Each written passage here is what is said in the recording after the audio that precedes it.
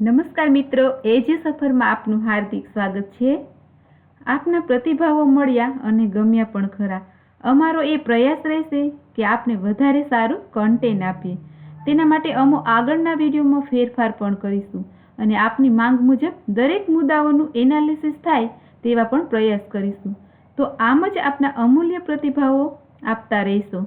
હવે જોઈએ તારીખ 30 અને 31 ડિસેમ્બરના અગત્યના મુદ્દાઓ। બિહાર રાજ્યમાં ગ્રામ્ય સડકોના નિર્માણ માટે વિશ્વ બેંક દ્વારા 235 મિલિયન અમેરિકન ડોલરની આર્થિક સહાયતા મંજૂર કરવામાં આવી છે। દિલ્હી રાજ્યમાં અટલ નવીનીકરણ અને શહેરી પુનરોદ્ધાર મિશન અંતર્ગત 266 કરોડ રૂપિયા મંજૂર કરાયા છે। કોલ ડ્રોપ્સની સમસ્યાને નિવારવા કેન્દ્ર સરકાર દ્વારા integrated voice response system launch કરેલ છે। કોકા-કોલા ઇન્ડિયાએ થમ્સઅપના બ્રાન્ડ એમ્બેસેડર તરીકે અભિનેતા રણવીર સિંહને નિયુક્ત કરેલ છે। અનિલ બૈજલને દિલ્હીના ઉપરાજ્યપાલ તરીકે નિયુક્ત કરવામાં આવ્યા છે।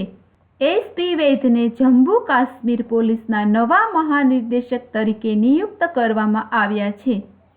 10મી જાન્યુઆરી 2017ના રોજ ગુજરાત યુનિવર્સિટીના પદવીદાન સમારોહમાં ગૃહપ્રધાન રાજનાથ સિંહ ઉપસ્થિત રહેશે। અમિત વર્મા દ્વારા પ્રોડ્યુસ થયેલી પહેલી હિન્દી ફિલ્મ ઓટો હેડને આંતરરાષ્ટ્રીય સ્તરે બેસ્ટ એક્ટર એવોર્ડ મળેલ છે। 29મી ડિસેમ્બર 2016ના રોજ ચીન દેશ દ્વારા વિશ્વની સૌથી લાંબી બુલેટ ટ્રેન લાઇનનું સંચાલન કરેલ છે। ચીન દેશે વિશ્વની સૌથી લાંબી બુલેટ ટ્રેનની ઝડપ 330 કિલોમીટર પ્રતિ કલાક નિર્ધારિત કરેલ છે।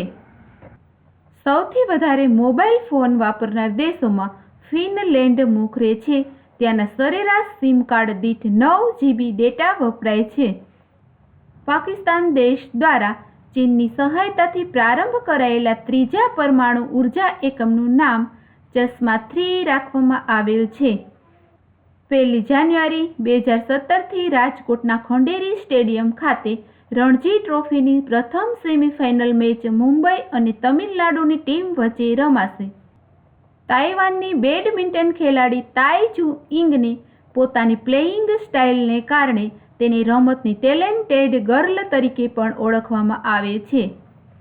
ન્યૂઝીલેન્ડના ખેલાડી નીલ બ્રૂમના સારા પ્રદર્શનને કારણે તેણે બાંગ્લાદેશ દેશને હરાવી સિરીઝ જીતેલ છે।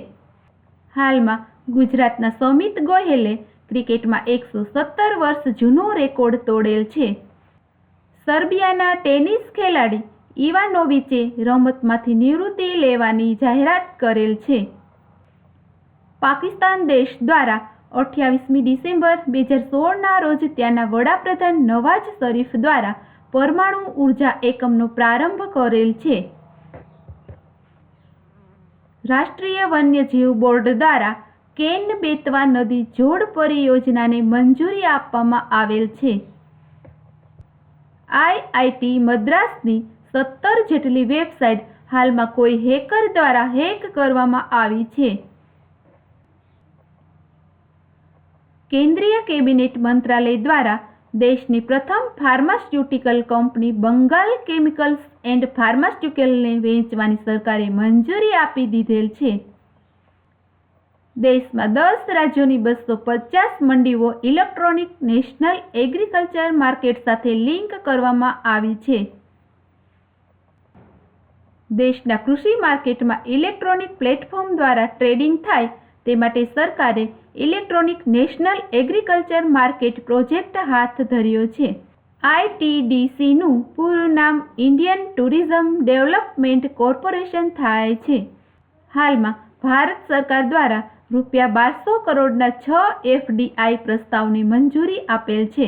29મી ડિસેમ્બર 2016ના રોજ અન્નાદ્રમુકની જનરલ કાઉન્સિલમાં 60 વર્ષીય શશિકલા નટરાજનને પાર્ટીના અધ્યક્ષ તરીકે ચૂંટવામાં આવ્યા છે।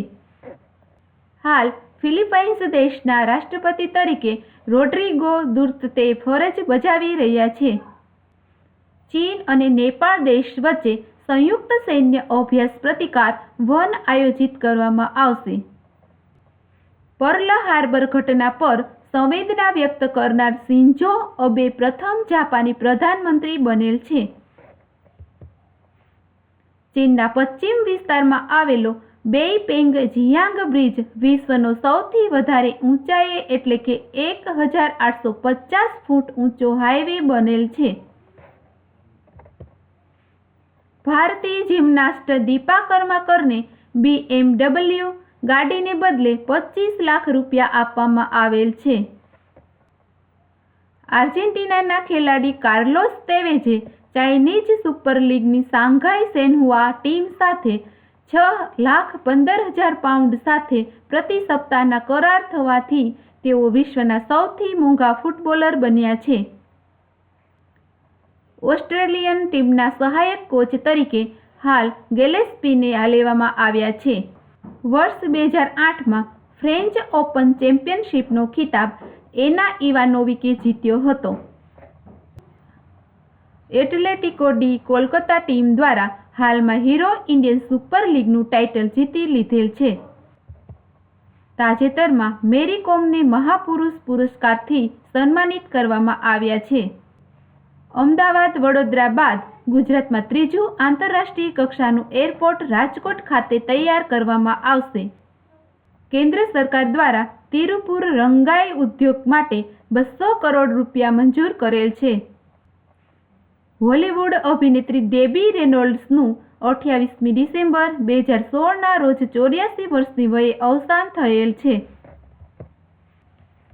જોઈએ આજનો સવાલ. હાલ જાપાનના પ્રધાનમંત્રી પદ પર કોણ બિરાજેલ છે? તો મિત્રો, કેવો લાગ્યો આ વિડીયો? જો આપને આ વિડીયો પસંદ પડ્યો હોય તો અમારી ચેનલને સબસ્ક્રાઈબ જરૂર કરશો અને લાઈક પણ કરશો, જેથી અમારો ઉત્સાહ જળવાઈ રહે. અને ફરી મળીશું નવા મુદ્દાઓ સાથે. આ વિડીયો જોવા બદલ આપનો આભાર.